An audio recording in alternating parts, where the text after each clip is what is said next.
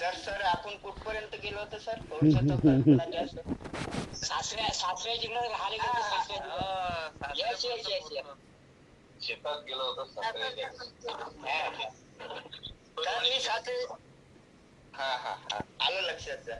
तर मी सासऱ्याच्या घरी राहतो, सासऱ्याच्या शेतात जायचं आणि काम करायचं नाही. मी मला पटायचं नाही. मी त्यांनी जे डब्बा आणला तो जेवण करून घ्यायचा. मग ते म्हणायचे घरी लोकायला विचारायचे, अरे आपली जवाई कुठं आहे? नाही जवायचे तिकडं वाण्याला खेचत आहे, ते अमकं करत आहे ढमकं करत आहे असे लावून द्यायचे. आता ते माणसं जे आपल्या होतीचे होते सर. असं करता करता 12 महिने कसे तरी काढले. मग मला पटलं नाही. मी त्यांना सोडून दिलं आणि मी माझ्या गावाला गेलो. आणि माझी पत्नी सुद्धा म्हणायची का मी काही तुमच्या गावाला येत नाही. ठीक आहे, नाही येत तर नको येऊ. नाही आलं तरी काही हरकत नाही. मग मी हे आता एकटा माणूस का बा आई वडिलांचं द्यायचं, मग चांगलं धार्मिक काम करायचं. धार्मिक कामामध्ये भागवत सप्ते राहायचे, त्या भागवत सप्त्यात जायचं, त्यांच्या संचामध्ये बसायचं, ध्यान सुद्धा वाजवायची. असं करता करता माझं नाव प्रकट झालं. टापले महाराज असं नाव प्रकट झालं. आणि त्या माध्यमातून खूप खूप दूर दूरचे ठिकाण सुद्धा मला माहित पडले. आणि ते प्रत्येक महाराज लोक फोन करून बोलायचे, या गावाला आज आहे, 7 दिवस तिथे आहे, महाराज या, असं करायचे. असं करता करता मग ते सुद्धा मला चांगलं नाही वाटलं. काय हे लोक मला काही म्हणायचे, याच्या काम करायचं किंवा गळते हायचा माल खाले जाते असं तसं म्हणायचे. मग त्यानंतर मी तेही बंद केलं. आणि ते बंद केल्यानंतर मग मी माझ्या रेकीला आलो. आणि रेकीला असा मी आता सांगण्याचा विषय नाही, पण सांगतो जे काही केलं सत्य सांगतो. तर मी हे वरली मटका पट्टीचा धंदा करत होतो. आता धंदा करीत असताना माझा त्या काळात 1000 रुपये रोज पडायचा. 1000 असा तो धंदा 3 वर्ष केला. आणि एका दारुड्यानं काय केलं, बायकोचे भांडे घरात घेऊन 10 ते 15,000 रुपये लावले. त्याच्यात लावले आला नाही. पैसे गेल्यावर त्याची जे पत्नी आली, नरेश भाऊ म्हणे या माणसानं माझे भांडे गहाण ठेवून सट्टा लावायला पैसे आणले म्हणे. आता पोरा भरायला घरी खायला अनाथ नाही म्हणे. तर म्हणे आता मी कसं करू म्हणे, फार कठीण प्रसंग आला म्हणे. आता या माणूसचा आला, तुझे तर पैसे गेले म्हणे, पण आता मला इलाज नाही. तर त्या दिवशी जे त्या बाईने 15,000 रुपये हारला होता तिचा नवरा, त्याचे पैसे मला दया आले, त्याचे पैसे तुझ्याकडे घेऊन गेले. आणि म्हणलं बाई आता जरी तू तुझे भांडे जिथे गहाण आहे तिथे तू एक चांगला माणूस घेऊन जा आणि आपले भांडे सोडून घे. आणि याच्यानंतर त्याच्या हाती भांडे लागू देऊ नको, असं सुद्धा त्या बाईला सांगितलं. आणि त्याच्यानंतर माझ्या मनावर परिणाम आला का हे लोक आपण चांगलं काम करत नाही, आपण हे वाईट काम करत आहो. आणि जरी माणूस विचार करत नाही, या लत्तीवादाला दारू पिणारा विचार करत नाही, घरी काही तेल नाही मीठ नाही अशातला काही विचार करत नाही, असं माझ्या लक्षात आलं. आणि त्यानंतर मी पट्टीचा धंदा 3 वर्ष केल्यानंतर मी एकाही अधिकाऱ्याला सापडलो नाही, एकही माझ्यावर केस नाही. कारण मी चिठ्ठी उभारत नव्हतो, ठोक जे आकडे हातावर लिहून घेत होतो. आणि असं करता करता चिबीस कटवाले एक दिवस माझ्या मागे लागले होते. आणि त्यांना कोणीतरी धंदेवाल्यांनी सांगितलं की ह्या मुलगा बा चट्ट्याची पट्टी घे आणि याचा बिझनेस आहे. त्यानंतर मी ते एका पाठेल्यावर होते. आणि त्यानंतर तिकडं शेती होती खारी समजायची, त्या तिकडे मी जात होतो. पण माझा असं काही मी दिसायचं नाही का जेणेकरून ह्या मुलगा बा कोणी एकिंग करणार नाही, सट्ट्याची पट्टी घेते असा ज्या टावेल बांधून घ्यायचं, कसे तरी आपले मळके फळके कपड्यानं राहायचं, असं माझं हे होतं. कडक कपडे नव्हते त्यामुळे ते एकिंग करायचे नाही. पण त्यांना जे माहिती दिली जे धंदेवाल्यानं, पण ते ऍक्च्युअली माझ्यापर्यंत आले, पण माझ्या हातावर लिहून होतं, पण माझ्या लक्षात आलं का हे कटिंग बारीक आहे अंकारांसारखी आणि पोलीसवाले अधिकारी होय. तर मी ज्या पाटेलीच्या साईडनं लागलो सांगतो त्यावेळेस ते फडकन माझ्या मागे आले. लक्ष केलं अचानक त्या चावल लागली, मागे लक्ष केलं तर ही बिस्कट वाटले. तर मी काय केलं सर, मला तंबाखू खाण्यात शौक आहे. मी त्याला जास्त प्रमाणात चुना घेतला आणि तंबाखू थोड्या प्रमाणात हात बंदा घोट टाकला. त्याने काही आकडा दिसला न, तरी पण त्यांचा डाऊट होता. त्यांनी मला चाल म्हणे रे, मग त्यांनी मला रोडवर आणलं. रोडवरून समोर थोड्या दूर नेलं आणि थोड्या दूर नेल्यानंतर त्यांच्या जे परिचयाचा होता माणूस, तो माळी समाजाचा झाडे, तो तिकडून आला. नमस्कार सर म्हणे त्यांना. नमस्कार जी म्हणे. अरे म्हणे या मुलाला कसं काय आणलं तुम्ही इकडे, काय केलं म्हणे. तर म्हणे नाही साहेब, नायकाजी म्हणे या मुलगा म्हणे सट्ट्याच्या पट्टीचा धंदा करते असं आम्हाला रिपोर्ट आला. अरे कुठे सट्ट्याचा पट्टीचा धंदा करते म्हणजे, पावर त्याचा टावेल म्हणे, जाडजूड आहे म्हणे. कुठे चालला होता बघ म्हणे तू. काकाजी म्हणलं मी त्या अमुक रोजच्या घरी चाललो होतो की आमच्या शेतावर कामाले. तर या लोकांनी मला आणलं म्हणलं इकडं. नाही म्हणे, तसं नाही, तो गुरुजी पोरगा आहे म्हणे, त्याचे वडील शिक्षक होते म्हणे आणि त्याची नोकरी सुटल्यामुळे म्हणे तो मुलगा पहिल्यापासून काम करत आहे म्हणे आणि भलत्याच माणसाला पकडू नका म्हणे. तर त्यानंतर त्यांनी मला सोडून दिलं आणि मी मोकळा झालो. मग नंतर मी की हा धंदा करायचा नाही आणि आता आपल्याला हे लोक सुद्धा लागत आहे, जाऊ द्या, मी सोडून दिलं. आणि नंतर मी नागरी गावला आलो. माझी इथे बहीण असे संबंध आहे. आता मी सोबत काही पैसा नव्हता आणला इथे मी एका वर आलो आणि बहिणीच्या घरी एक आलो.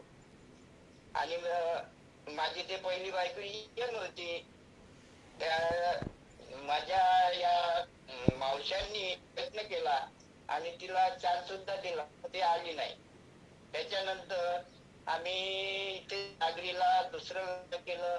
वकिलाचा साथ घेऊन वकिलाला नोटीस, वकील शरदरावजी कार्यकार वरवळ्याचा वकील आहे, त्यामार्फत त्यांना नोटीस देण्यात आलं पहिल्या बायकोला. आणि त्याच्यानंतर त्यांचं नोटीसवर काही उत्तर आलं नाही. आपल्या वकिलांनी सांगितलं की तुम्ही बिनदाखल करून टाका. मग आम्ही एक गरीब कुटुंबातली देवळी भागातली देवळीची एक मुलगी बघितली. आम्ही समजा गरीब कुटुंब, एक भाऊ होता, बहीण हे एकच होती माझी पत्नी. अशा पद्धतीने मग आमच्या इथे लग्न झालं. लग्न झालं म्हणजे आता लग्न मग असं म्हणता येत नाही, 600-200 लोकांचं लग्न. आणि मंगलादेवीच्या मंदिरामध्ये या नागरीला टाकण्यात आले, हार टाकून. त्याच्या मामे सुद्धा तेच गावात राहतात. त्यांनी 200 लोकांचे जेवण दिलं. तेच कथा आणि तेच असा प्रकारचा आमचा हे विवाह झाला. त्यानंतर मला स्वतःचं घर सुद्धा नव्हतं, इथं मी किरायानं राहत होतो. लग्न झाल्यानंतर बहिणीच्या घरी कसं जमणार, मग मी किरायानं राहत होतो. 12 महिने किरायानं राहिलो. आणि 2005 साली मी एक पडकस असं, आता जिथं बोलत आहे हे पडकस मकान होतं जुन्या पद्धतीचं मातीचं. त्याही घरामध्ये मी 5 वर्ष काढले. भाडं द्यायचं बा, तसं तरी आपलं चूक करून मग 5 वर्षानंतर ते 2-3 रूमा आणि संडास बाथरूम बांधला. आणि हे घर बांधताना पण माझी कठीण परिस्थिती होती. मी या घराला 8,000 ते 9,000 रुपये सिमेंटच्या स्वतः विटा बनवून आणि लोकांची रोज मजुरी करून हे घर, म्हणजे लोकांच्या मजुरी जायचं, सकाळी 12 वाजेपर्यंत काम करायचं, नंतर 3 वाजायचं, तर संध्याकाळी 6 वाजेपर्यंत काम करायचं, तो बी रोज. आणि उरलेल्या टाइमात दुपारी 200 विटा काढायचं मी, 200. आणि संध्याकाळी आल्यानंतर जेवणाच्या अगोदर 9 ते 10 वाजेपर्यंत 200, असे 4 मी एका दिवशी छापत होतो आणि त्या विटा छापून म्हणजे माझी विटा सुद्धा घ्यायची म्हणजे विकत घ्यायची तयारी नव्हती. त्यानंतर आता विटा झाल्या, आता सिमेंट राहिलं, पण सीट जे आमच्या घराचं हार्डवेअर आहे कारवडकरचं हार्डवेअर आहे, त्यांनी सुद्धा मदत केली. नरेश भाऊ म्हणे तुले जेवढं सिमेंट लागेल तेवढं देतो म्हणे, पण बांध म्हणे तो. त्यांनी 1 वर्षाच्या मुदतीवर मला जेवढं काही 60 बॅगाला ते सिमेंट पुरवलं आणि त्या माध्यमातून मी हे घर उभं केलं.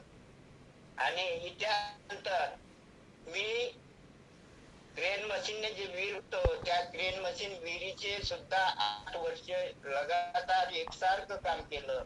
आणि जीवाला म्हणजे कसं आहे, एक ट्रेनचा टपची एक साखळी जरी तुटली तरी जीवन धोक्यात होतं. एवढं जीवन धोक्यात घालून मी ते विहिरीचं काम केलं 8 वर्ष. त्यानंतर शेतीचं काम केलं. असे वर्ष माझे कामात गेले.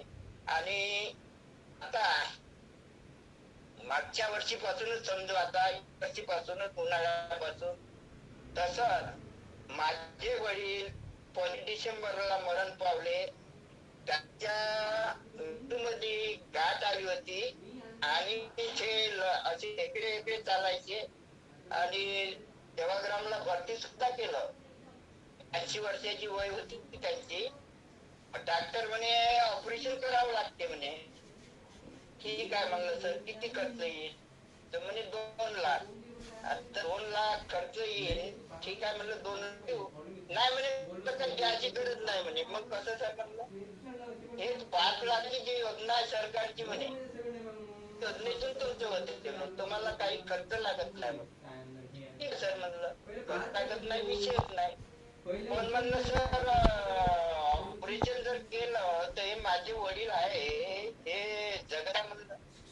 नाही म्हणे याची गॅरंटी नाही म्हणे. सर म्हणलं करा, 2 लाखाचा खर्च आहे, 5 लाखाचा विमा आहे, जीवन विमा द्यायचा मोदीचा. 5 लाख रुपये मी तुम्हाला पूर्ण सह्या करून देतो.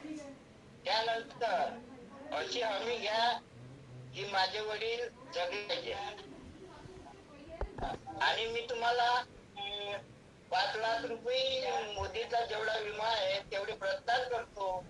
त्यानंतर माझे मला लिहून द्यावं लागेल, 100 रुपयाचा स्टॅम्प आणतो, त्या स्टॅम्पवर तुमचं दवाखान्याचं नाव, तुमच्या दवाखान्याचा शिक्का, तुमची सही. माझे वडील जर जगले जर नाही तर याची तुम्हाला जबाबदारी घ्यावी लागेल. नाही काकाजी म्हणे तसं आम्ही घेत नाही. मग तसं घेत नाही तुम्ही का म्हणलं या गरीब लोकांनी चिवट्या बना म्हणलं आणि पैसे वेस्ट करत म्हणलं.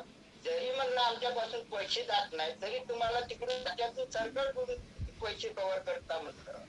आणि या पेशंट मरो का वाचू याचं काही घेणं नाही का सर? नाही म्हणे तुम्ही तसं नाही होत म्हणे. तसं नाही होत म्हटलं तर माझा पेशंट माझ्याकडे द्या म्हटलं. मी आता त्या वय झालं, माणूस जन्म येतो म्हटलं तो मरणारच आहे. आता नंतर मरायचा 5 वर्षानंतर 5 वर्ष अगोदर मरेल म्हणलं. आम्ही आता तिथपर्यंत तेवढ्याच पैशात आम्ही भाव घालतो, आमच्या वडिलांच्या पूर्ण करतो. आम्ही 2 भाऊ होतो तेव्हा. लहान भाऊ माझा काही बोलली नाही, तो ऐकत होता, पण बोलणं मीच आहे, बोलत होतो. तर त्यांनी सांगितलं नाही तुमचा पेशंट घेऊन द्या. ठीक आहे सर म्हणलं, पण असं गरीबाला तुम्ही असं उल्लू चिवट्या बनून असे पैसे कमवू नका म्हणलं. हे पैसे तुम्हाला पुरत नाही म्हणलं. म्हणजे तुमच्या लोकांचं काम लक्षण होते म्हणलं. हे तुम्ही मन दुखून लोकांचे पैसे कमावता म्हणलं. याच्यात मला पटत नाही म्हणलं. काकाजी म्हणे मला माफ करा, मी नमस्कार करतो म्हणे, असे माणसं भेटली नाही म्हणे. नाही म्हणलं मी असं कसं व्यक्तिमत्व आहे म्हणलं. मला ते सत्य पाहिजे, खोटं जमत नाही म्हणलं. बाजू कशी असो, जे काय ते सत्य पाहिजे म्हणलं. नाही म्हणे काकाजी तुम्ही घेऊन जा पेशंट. ठीक आहे, काही हरकत नाही. मग पेशंट घरी आणलं. 1 महिना माझे वडील चांगले राहिले आणि 1 महिन्यानंतर 25 डिसेंबरला माझे वडील देवाज्ञ झाले. हे समर्थ सरसेट जर माझ्या हाती तेव्हा असतं तर माझे वडील जात नव्हते. मी कितीही पैसा लागो, किती दवाया द्यायला लागत्या तरी मी देण्यात तयार असतो. माझं एवढं व्यक्तिमत्व आहे. मी एखादी जरी गरीब पेशंट असलं तरी मी काय ज्यांनी मी 2 कमी दिले का त्याच्याकडे लक्ष देत नाही आणि मागत सुद्धा नाही. मी MRP किंमत न घेता, आता समजा तो LDP चा भाग 4,000 MRP किंमत आहे, मी 3.5च घेतो गरीब माणसाला. 3.5 प्रत्येकी 3.5च घेतो. त्यांना सांगतो या तुम्हाला 1,000 रुपयाच्या पुढ्या जास्तीच्या येतात, ह्या घ्या, 3.5च द्या, नका देऊ जास्त. असं करून ते गरीब लोक घेतात. या पद्धतीने आपला माल विकत असतो. आणि आता मी माझ्या गावामध्ये आपलं नाही का राहुरी ते आपले जे सेमिनार झालं, त्या सेमिनार पाठवत असताना सर आणि काटकर सर या आपल्या अमोलजी गोल्लर सर यांच्या घरी त्यांच्या सासऱ्यांचा कोर्स चालू होता. त्यांना दवाई देण्याकरता आलेले होते आणि आलं असता आम्ही तिकडे जेवण झालं आणि संध्याकाळच्या वेळेस मी फिरायला गेलो असता तर त्यांनी अमोल सरांनी मला बोलवलं, नरेशरावजी म्हणे इकडे या म्हणे, बसा म्हणे. तर माझा काही यांच्यासोबत परिचय नव्हता. हे कोण लोक आहे बा म्हणलं. काय म्हणे हे आपल्या मामाजीले दवाई दिली म्हणे, आता 2 महिने म्हणे, मामाजी चांगले काम करते म्हणे. बरं मग म्हणे आराम पडला म्हणे. मग यांचा परिचय घेतला. यांनी सांगितलं, आपल्या अमोल काटकरनी सरांनी सांगितलं मी माढीला असतो. खडसे सरांनी आपला परिचय दिला. मग त्या सांगितलं का आमचा सेमिनार आहे, अमक्या तारखेला याल का. ठीक आहे बा म्हणलं, न या काय तुम्हाला पैसे भरायला लागते म्हणे. बरं म्हणलं, किती भरायला लागते म्हणे, 1200 आणि 1200 2400. मग तुमचे पैसे जाणार नाही म्हणे.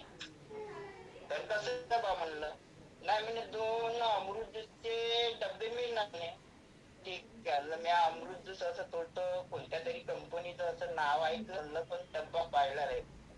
नाही म्हणे आपल्या कंपनीचे 1 नंबर डबे आहे म्हणे, तुम्ही समोर बी पाहिजा म्हणे. ठीक आहे म्हणलं. तर मी येतो म्हटलं. 2400 रुपये बी भरतो. मी अमोल गोल्लरकडे 2400 रुपये 8 दिवसाच्या याच्या अगोदरच देऊन दिले. हे 2400 रुपये माझे घ्या. त्यांनी लय प्रयत्न केला लोकांना चालायचा, आमका येणार आहे, टमका येणार आहे, पण ते अमोल गोल्लर सर 2 लोक झाले त्याच्यावर समजायचे सेमिनार. तर अशा पद्धती सेमिनारला आलो आणि सेमिनार सुद्धा मला फार चांगलं वाटलं. आणि सेमिनार तर चांगलंच वाटलं, पण हे जे 2 लोक व्यक्तिमत्व माझ्याकडे यांचा खरोखरच बोध घ्यायला एक लोक आहे. दोन्ही बी काटकर सर, जितेंद्रजी खडसे सर. खरोखर त्यांचं पुरुषार्थ मी पाहिला. तिकडून आलो आम्ही. रात्रीचे येता 9 वाजले होते. 9 वाजता लहान पोरं 45 लोक होतो आणि भुकेचा टाइम झाला होता. माझ्या येताना समृद्धी रोडने मारेगाव नाही बाबुलगावला पाटील ढाबा आहे. पाटील ढाब्यावर यांनी जेवण सुद्धा दिलं. थंड पाण्याच्या 4 ते 5 कॅना सुद्धा आणल्या आणि जेवण डाळभाजी, दाल तडका आणि तंदुरुस्ती असं जेवण दिलं, पोह्या. तर ते जेवण फार छान होतं. आणि हे जेव्हा बिल द्यायला गेले तेव्हा मी चोरासारखं लपत यायच्या मागं गेलो. काही अटकन बात आपली, सर तुम्ही काय कशाला येतात, तुम्ही कशाला येतात. पण मी याच्या मागे जाऊन चोरासारखं गुपचाप उभं राहिलो आणि उभं राहता किती रुपये देते पाहिजे सर असं पाहिलं. तर त्यांनी 26,500 रुपयाचं बिल तोडलं. आणि हे बिल तोडताना माझ्या लक्षात आलं का हे एवढा मोठा त्याचे इन्कम सुद्धा तेवढं काही नव्हतं. त्यावेळेस इन्कमही कमी होतं त्याचं. पण एवढं मोठं हे जे व्यक्तिमत्व आहे आणि अशा लोकांमध्ये आपण जर जॉईन झालो, असे लोक आयुष्यात आपल्याला कधीही मिळाले नाही. या उद्देश ज्यांचा एवढा मोठा पुरुषार्थ आहे आणि दानशूर सुद्धा आहे, अशा लोकांच्या सहवासात जर आपण गेलो तर आपलंही काहीतरी व्यक्तिमत्व पुढे जाणार. अशा उद्देशाने मी समर्थ दर्शित झालो. त्यानंतर जाहीर होता मी जे पहिलं ट्रेनिंग यवतमाळला झालं ते सरांनी, काटकर सरांनी, खडसे सरांनी मला फोन केला. तुम्ही सर म्हणे या ट्रेनिंगला या, तुमची गरज आहे, तुम्हाला यावं.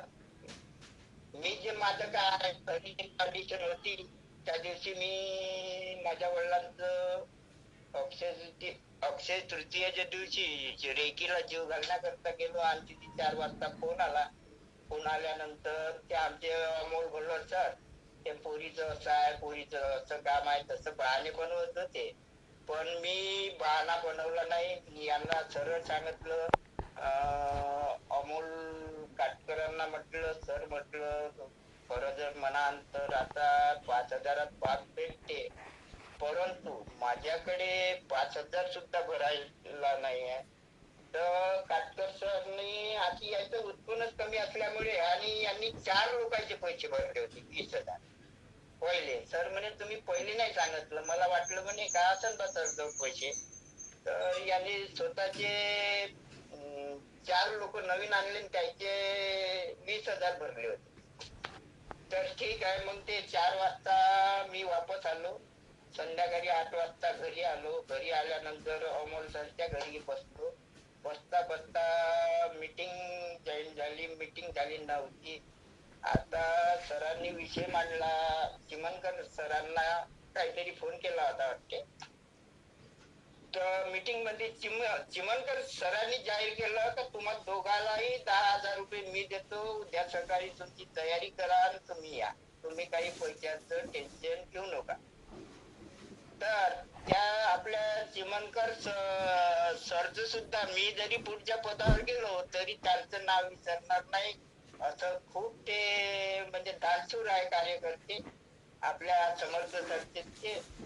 आणि त्यांच्याच या मार्गातून असं म्हणायला हरकत नाही, माझंही म्हणजे निगेटिव्ह पॉझिटिव्ह झालं होतं. काय दासबा पैसे नाही असं नाही का, पण त्यांनी सुद्धा या जोरदार आपल्याला साथ दिला.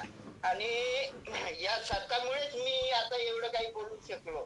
54 वर्षाचं माझं वय झालं. 54 वर्षाच्या काळात मी कुठेही कोणताही माईक घेतला नाही, कोणत्याही माईकवर बोललो नाही, कुठेही मला चान्स आला नाही. पण जेव्हा मी अमरावतीच्या ट्रेनिंग मध्ये बोललो आणि इकडे तिकडे माझ्या गावात व्हिडिओ जायला लागले आणि त्या व्हिडिओच्या लोक मला म्हणायला लागले, फार चांगलं बोलताय ते नरेश भाऊ, तुला फार आम्ही तुमचे जे भाषण आलं होतं ते पाहिलं आणि पायनशीर योग्यशीररित्या बोलताय ते असं लोकांना समजलं. आणि तेव्हा मी थोडीशी गाडी म्हणजे कसं आहे, ड्रायव्हर अनट्रेन जर असला थोडस म्हणजे स्टेरिंग सांभाळता येत नाही अशा पद्धतीचं होतं. माझी गाडी रुळाच्या बाहेर गेली होती. मग ते बाहेर गेली असता मी रुळावर सुद्धा आदली. आता अंकुश सर तर माझ्या पाठीमागे ऐकतच होते. तसेच आमचे जितेंद्रजी खडसे सर सुद्धा ऐकत होते. त्यांचा एक डोळा माझ्याकडे होता आणि एक डोळा राजकाळे सरांकडे होता. राजकाळे सर काही ऍक्शन उचलते बा. आता राजकाळे सरांनी सुद्धा ऍक्शन उचलली. बाकी काही लोक बोलले पण त्यांच्यावर सुद्धा त्यांनी थंब दिला नाही. पण माझ्या सीमा मॅडमचा हातचा जो माईक आहे, कॅमेरा आहे, ते स्वतः त्यांनी हाती घेतला. माझं तर लक्ष नव्हतं पण सांगते मी बोलण्याचेच येतच होतो. आता मी बोलून राहिलो तर माझं बोलण्याचेच लक्ष आहे. मी इकडे तिकडे काही पाहून नाही राहिलो, बोलून राहिलो, काही तुम्हाला वाचून नाही सांगून राहिलो, व्हिडिओ ऑन करू नाही. जे काही माझी जर्नी झाली, जे काही प्रवास झाला हे मी समक्ष आणि माझ्या या तुमच्या म्हणजे मी सर्वांचा आवडता आणि माझ्या सुद्धा या बोलण्याला माझं भाषण ऐकण्यासाठी संपूर्ण लोकांचे व्हिडिओ चालू आहे. तर मला फार मोठा गर्व आहे की मी सर्वांचा आवडता आहे आणि जो सर्वांचा अशी मन आहे, जो सर्वांना आवडतो, तो देवाला आवडतो. काही हरकत नाही, मी लवकर गेलो तरी चालन असं माझी इच्छा आहे. पण माझं जे कर्तव्य आहे, माझं जे ध्येय आहे, हे ध्येय जर समोर आपल्या डाऊन लाईन जर लक्षात ठेवून जर माझं एक एक शब्द जरी लक्षात ठेवला तरी त्याचा जीवनाचा उद्धार होईल. मी तर आता काही डायमंड काही बोलू शकत नाही, जे तो अर्थात सांगतो. आणि मला जरी 50-50 हजार रुपये जरी महिना भेटला तरी मला त्याचं समाधान आहे. पण मी माझे गुरु काटकर सर आहे, खडसे सर आहे, यांना मी स्वतः मेहनत घेऊन डायमंड बनवण्याची माझी इच्छा आहे. हे जरी बनले तरी माझं जरी नाव घेतलं आणि मी नाही डायमंड झालं, 50,000 जरी माझं उत्पन्न आलं तरी मला त्याचं समाधान आहे. मी असं श्याम सरांना म्हटलं तर पहिले, सर म्हटलं मला 15,000 रुपये महिना भेटला तरी मला भरपूर आहे. अरे 15च काऊन म्हणे, तुला म्हणे 20 ते 25,000 रुपये महिना पडते ना म्हणे. ठीक आहे सर म्हणलं, अशा पद्धतीनं असं करायचं, असे लोक लावायचे, त्यानंतर तुला सुद्धा एवढा महिना पडते. नाही सर म्हणलं, 20 ते 25 पडला तरी भरपूर आहे म्हणलं. आता मी या वर्षाला कोणाच्या रुदन जात नाही, तुम्हाला सांगतो. माझं 4 ते 5 एकर वावर आहे. त्या वावरातलं काम करत आहो आणि करतो. आता सुद्धा निघालो होतो, पण सरांची मीटिंग म्हटलं जॉईन करावं. आणि 2-4 मिनिट आहे का होतं, आपल्या अंकुश सरांनी सांगितलं नाव आपलं हे केलं का आपले सर आपला अनुभव शेअर करतील, अशी मी त्यांना विनंती करतो. आता माझं ठीक आहे, काय हरकत नाही, काम उद्या करता येईल. पण हे जे आलेला मौका आहे, ही सुवर्ण संधी मला मिळाली आणि मी या संधीचं सोनं झालं पाहिजे. माझं तर झालंच पाहिजे, पण माझ्या डाऊनलाईनच सुद्धा संधीचं सोनं झालं पाहिजे, अशी माझी म्हणजे इच्छा आहे. आणि माझं वेळेला महत्व आहे. मी कसं आहे, कोणाच्या जरी कोणताही शेतीच्याही कामात असेल, टाइमशीर मी योग्य 5 मिनिट न चुकता मी जातो त्याच्या टाइमात. अरे कुठं आहे हो? टाइमावर सुट्टी घेतो, 5 मिनिटाच्या कमी नाही जास्त नाही, असं माझं धोरण आहे.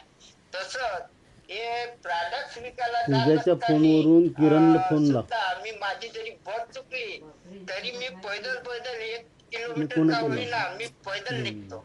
आणि कोणता 2 व्हीलर वाला थांबते, कोणता थांबत नाही. मग 2 कोणा व्हीलर केलं? वाल्याला सुद्धा हात देतो मी. आणि बहुतेक थांबतातच म्हणा माझ्याकडे, नाही थांबत हे करतात जागतिक. आता सर्वच लोक काही सारख्या स्वभावाची राहत नाही. तर अशा प्रकारचं मी प्रवास करीत असतो. पैदल सुद्धा मला 2 ते 4 किलोमीटर जायला वेळ लागत नाही आणि पैदल सुद्धा मी जाऊ शकतो, कारण का मी वेळेला महत्व देणार आहे. मी बस स्टँडवर कधीही थांबत नाही.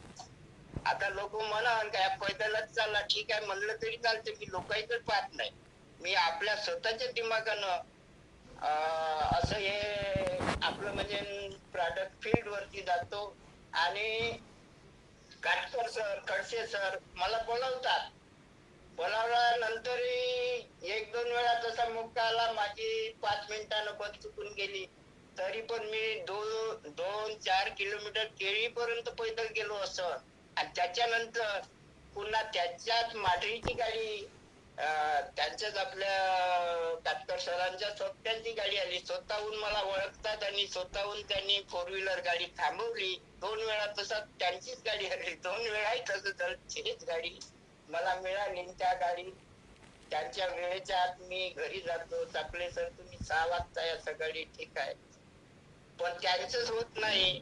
मग कसं आहे, सिनियर जरी असले तर मी त्यांच्यावर का नाही बांबावतो. आता श्याम सरांना माहित आहे. आणि ते कोणते सर होते आपल्यासोबत, काटकर सर, राम सर आले होते तेव्हा,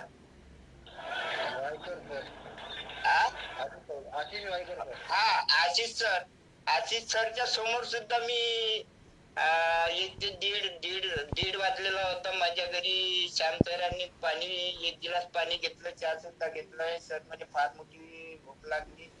आणि या वेळेत आमचे माया डोंगरे मॅडमच्या घरी यांनी अर्धा तास टाइम दिला, पण ते काही टाइमही देऊन द्यायचं काही झालं नाही. तर मी यांच्यावर सुद्धा श्याम सर आणि आशिष सरच्या समोर मी बोललो आणि यांनी माझ्या बोलण्याचा राग सुद्धा मानला नाही, कारण का यांना घरीच सांगितलं होतं माझ्या पत्नीनं, यांचा स्वभाव असा आहे म्हणे, कधी हे कधी कोणाला काही बोलू शकते म्हणे. आपले खडसे सर आणि काटकर सर आम्हाला माहितच आहे म्हणे, आम्ही काही त्यांचा राग धरत नाही, तुम्ही काही फिकर करू नका म्हणे, कधी याचे संबंध वाईट होऊ शकते काही नाही येत म्हणे, आम्हाला माहित आहे त्यांचा स्वभाव म्हणे, ते बोलतात म्हणे, पण त्यांच्या पोटात असं काही राहत नाही म्हणजे, ते बोलतात, भडभड बोलणं आहे म्हणे त्याचं. आता काही लोक आपलं राग करत असतात, काही लोक नाही करत, अशा प्रकारचं आहे म्हणे. तर फार चांगले माणसं आहे म्हणे ते. मी घरी पण गावात सुद्धा माझ्या घरी लीडर माझ्या गेटला हात लावत नाही. मी जरी बाहेर गावचा माणूस आहो तरी या गावातले लीडर सुद्धा मला बोलायला दबकतात. अशा प्रकारचं माझं हे डेअरिंग आहे. तसं काही मी बदमाश नाही, पण मी तोंडावर बोलणारा माणूस आहे. आणि जो काही म्हणजे खरे खोटे धंदे करतो तो तोंडावर बोलते बा, तो माझ्याकडे येत नाही, जो सत्यवादीच माणूस माझ्याकडे, अशी हे माझं तत्व आहे. आणि आमचे काटकर सर येतात, आमचे खडसे सर येतात, त्यांना पण लोक सांगत असतात, मी नाही सांगत, लोक सांगतात या माणूस खूप कडक आहे बा, याला असं आडवं तिडवं पटत नाही, असे सुद्धा आमच्या सरांना लोक सांगतात, त्यांचा स्वभाव खूप कडक आहे. तरी पण मी आता या समर्थात लागल्यामुळे कसं आहे, माझ्या आता टीमचं महत्व आहे. आता मी ते कातवाचं प्रमाण कमी केलं, ठीक आहे, होईल थोडा बहुत उशीर. त्या दिवशी सेमिनारला सुद्धा मी एक गाडी इथून भरली आणि सेमिनारला सुद्धा माझी टीमने 5 गाड्याचे पैसे आमचे खडसे सर आणि काटकर सर यांनी या तिकीटचा आणि तिची जे तिकीट आहे त्यांचा सुद्धा खर्च या दोघांनीच केला. मला एकही फक्त म्हणे सर तुम्ही गाडी करायला, तुमच्या गावातली पैसे सुद्धा त्यांनीच दिले, मला काही 1 रुपया आणि कोणत्याच लोकांनी 1 रुपया त्यांना दिला नाही. त्यांनी स्वतः 5 गाड्याचा खर्च केला, असं त्यांचं व्यक्तिमत्व आहे. आणि असं जेव्हा मला व्यक्तिमत्व लाभलं आणि हे मी त्यांच्या बरोबर एकही ट्रेनिंग एकही सेमिनार सोडला नाही. मला मला ऍडजस्ट जाणं नसलं तरी मी ऍडजस्ट करतो. या सेमिनारच्या वेळेस सरांनी फोन केला मला 2-3 दिवसाच्या अगोदर, सर म्हणजे सेमिनारला या. मी आमच्या काटकर सरांना सांगितलं, सर म्हणलं माझ्या मुलीचं कास्ट व्हॅलिडिटी काढायला जायचं आहे, तर एक कास्ट व्हॅलिडिटी आहे सर 14 तारीख. मी यांनी सांगितल्याच्या बाद दुसऱ्या दिवशी संध्याकाळी विचारात पडलो.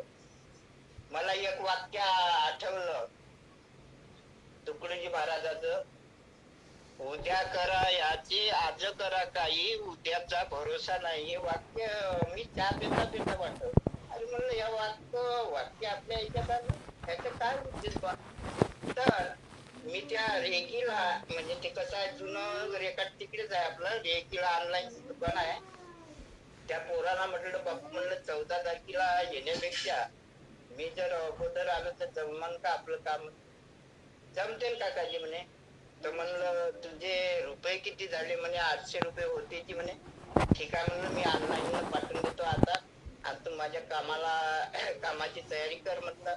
येता म्हणलं मी म्हणजे 12 तारखेला गेलो आणि त्यांनी सर्व तयार ठेवलं आणि 13 तारखेला मी वर्धेला आलो. समाज कल्याण ऑफिस मध्ये गेलो, माझं काम सुद्धा झालं, मला कोणत्याही प्रकारचा त्रास झाला नाही. त्यानंतर मी माझ्या गावला आलो आणि ह्या सेमिनारची सुद्धा मी आपल्या टाउन लाईनला तयारी करायला सांगितली. ते गाडी केली आणि यांना घेऊन आलो. असं सुद्धा माझं आहे, माझं स्वभाव आहे, माझं हे ध्येय आहे, असं काम करतो मी. आणि माझं हे आपले चढोकर सर झाले, अंकुश सर झाले, राहुलजी ठोसर सर झाले, चिमणकर सर झाले, आपले श्यामजी पैलवान सर झाले. पैलवान, आता मी बोलता बोलता पैलवान का म्हणतो, लोक हसले पाहिजे. मला माहित आहे त्यांचं नाव. आपले सर बोला सर. पुन्हा 2 शब्द अजून सांगा, चांगले पटवून. आम्हाला पटले नाही, काही शब्द पटले नाही. 2 शब्द चांगले सांगा, समजू. काही शब्द पटले नाही का? घाई झालं का बोलणं? हो, नाही, आम्हाला आवडलं तुमचं. हा, तुम्ही ते आवडलं, पण थोडे 2 शब्द तुमचे अजून आणखी सांगा. ठीक आहे सर. तर वेळेला महत्व द्या सर. 9:01 झाले ना? नाही आपले सर, आता आपण या ठिकाणी थांबू. नाही, गोष्ट काय आहे का, आता आपण थांबूया या ठिकाणी. आपले सरांचं स्वभाव, त्यांचं बोलणं खरोखर खूप सुंदर आहे, जे एका मीटिंग मध्ये होणार नाही. आणि त्यांचा स्वभाव एवढा आहे का निश्चितच चव्हाण सरांनी सांगितलं की 2 मिनिटं ते किती बोलले तरी त्यांचं सादगी, त्यांचं सोपेपणा हे निश्चित आपल्याला भावणार आहे. ओके, तर या ठिकाणी आपले सर थांबतील अशी मी त्यांना विनंती करतो. आणि खूप सुंदर आजचं प्रवास तुम्ही. एक मिनिट अंकुश सर. सर्वांचे मला माझं बोलण्याचं हे मला चान्स मिळाला या समर्थ सक्सेस ऑनलाईन मीटिंग मध्ये. तरी अंकुश सर आपले सिनियर लोक आहे, आता प्रत्येकाचं नाव घेत नाही, तरी सर्वांच्या चरणी नतमस्तक ठेवून मी माझं झालेलं बोलणं आणि या बोलण्यातून मी कोणाचं मन दुखवलं असेल किंवा कोणाच्या भावना अशा जागृत झाल्या असेल तरी, आणि माझं जे वाईट आहे ते माझं मला वापस करा आणि चांगलं तुम्ही घेऊन जा अशी माझी विनंती आहे. आणि माझे 2 शब्द संपवतो. श्री स्वामी समर्थ. श्री स्वामी समर्थ सर. धन्यवाद धन्यवाद धन्यवाद धन्यवाद. धन्यवाद. खूप छान प्रवास खडतर आहे, परंतु यश नक्की आहे. आणि बघा, याला एवढा मोठा छाता पाहिजे. जे एक लाईन बोलले सरांनी का बाबा मला माहिती मला काय होईल, मी डायमंड विन नाही होईल, मला 10-15 हजार रुपये उत्पन्न, ठीक आहे. परंतु एक लई मोठी भारी लाईन बोलले ते का बाबा खडसे सर, तुळजेकर सर आणि अमोल सर, काटकर सर, म्हणजे माझे जे सिनियर आहे यांना मी डायमंड बनवणार. याला खूप मोठं जिगर पाहिजे. आज किती हुशार व्यक्ती असला तू तर फक्त स्वतःच बघतो, परंतु ज्याच्या मनामध्ये अशी भावना असली की नाही मी यांना डायमंड बनवणार, माझं काही असो पण मी या लोकांना डायमंड बनवणार, आणि अशी ज्या व्यक्तीची भावना आहे मित्रांनो सांगतो, तो व्यक्ती 100% यशस्वी झाल्याशिवाय राहत नाही. चला आपण आजचे सेशन आजची काय हरकत नाही, 5 मिनिटातून लेट होती मीटिंग. आपण काही लोकांचे मनोगत व्यक्त करू.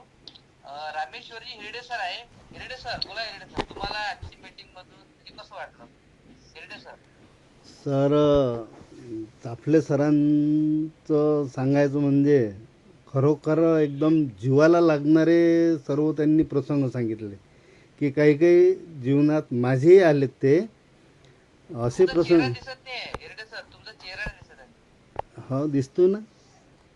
नाही वर करा, वर. अजून वर करा थोडं. हो बरोबर आहे. तर जिवे लागण्यासारखेच त्यांचे काही शब्द होते, काही काही प्रसंग माझ्यातही घडले लहानपणी समजा.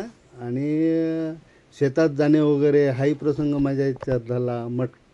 मटका लावण्याचा तो लावायचा होता थोडाफार, तर मी 2-4 वेळा लावला तो, आणि मग तेही प्रसंग माझ्यामध्ये आले. असे बरेच काही प्रसंग त्यांनी एकदम म्हणजे असे आठवणीत आले एकदम पूर्ण. अशा उत्तम त्यांनी बोलला हे केलं आहे. आणि माझ्यासोबत काही संवादही झाले त्यांचे पूर्वी, म्हणजे आपल्या हे जे प्रशिक्षण होतं आपलं कुठचं यवतमाळचं, त्यामध्ये त्यांना मी नाचायला लावलं, सारं करायला लावलं, त्यांना बोलायलासुद्धा म्हणजे कुचके देऊ म्हणत होतं की तुम्ही बोला सर. त्यावेळेची माझ्याकडे शूटिंग पण आहे, मी टाकली पण होती मागच्या वेळेनं. आज पण शूटिंग झालेली आहे सरांची.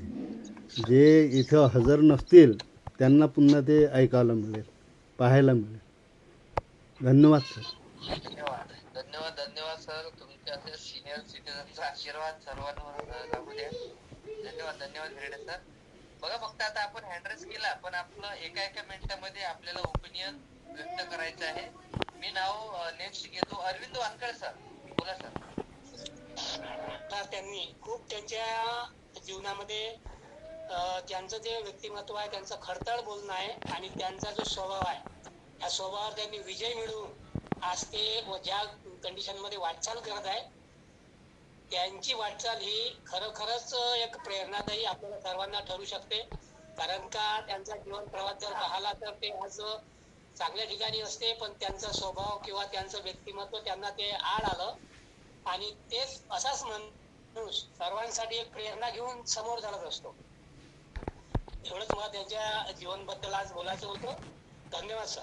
बोला भावना मॅडम. सर नरेश चापले सरांचं जे जीवन चरित्र आहे ते खूपच प्रेरणादायी आहे. म्हणजे कसं त्यांच्या भाषेतून त्यांचं जे मनातलं जे दुःख होतं, जे त्यांचं आनंद आहे तो व्यक्त झाला. जे त्यांचं म्हणजे असं समजा का पाण्यासारखं जसं निर्मळ मन असते तसं मन आहे त्या सरांचं. म्हणूनच त्या सरांचं भाषेतूनच समजून गेलं का त्यांचं बोलणं कसं आहे आणि त्यांचं जीवनचरित्र खूपच खडतळ असून ते इथपर्यंत पोहोचले. आणि त्यांची भावना हे नाहीये सर का मी मोठा झालो पाहिजे, त्यांची भावना हे आहे का माझे जे सिनियर आहेत ते मोठे झाले पाहिजे, मी जाग्यावर असलो तरी चालते. म्हणून त्या सरांचं बोलणं खूपच प्रेरणादायी वाटलं. धन्यवाद सर. धन्यवाद भावना मॅडम. धन्यवाद. प्रकाश वाबळे सरांनी हँडरेस केला. बोला प्रकाश सर. नमस्कार. श्री स्वामी समर्थ. प्रकाश स्वामी नाशिक.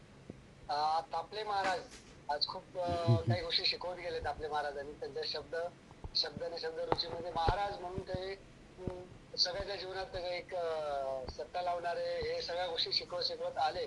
आणि ह्या सगळ्या गोष्टीमध्ये बघा कोणाला आपले महाराज सारखे डायमंड आज बसलेल्या सगळ्या 70-80 लोकांना भेटतील. लोकांना फ्री एज करू नका, लोकांना बिझनेस दाखवा, त्यांना बिझनेस शेअर करा आणि बिझनेस मध्ये शेअर करा. कारण कालचा सेमिनार अंकुश सरांचा सेमिनार 15 ऑगस्टला खूप मस्त आलाय आणि भरत राठोड सरांचा आता सध्या जे आपल्याला सेमिनार चालले नाशिकलाही आम्हाला ते देतात वेळ 23 तारखेला. तो प्रमोट करा की कुठल्याही व्यक्ती राहता कामा नये, सेमिनार पर्यंत बसवा, त्याला तिथून पुढे घडायचं काम आपल्या सिस्टम समर्थ श्री स्वामी समर्थ सक्सेस समर्थ मध्ये होणार आहे. थँक्यू. Thank you sir. थँक्यू. आठवण एक प्रवाह आहे, हवे तसे वळवता येते. दुःखद आठवणीने रडता रडता सुखद आठवणीने हसता येते. असंच आपले सरांचं व्यक्तिमत्व एकदम सुंदर असं व्यक्तिमत्व आहे. त्यांच्याकडून प्रेरणा घ्यावी असं त्यांचं व्यक्तिमत्व आहे. थँक्यू सो मच आपले सर. धन्यवाद.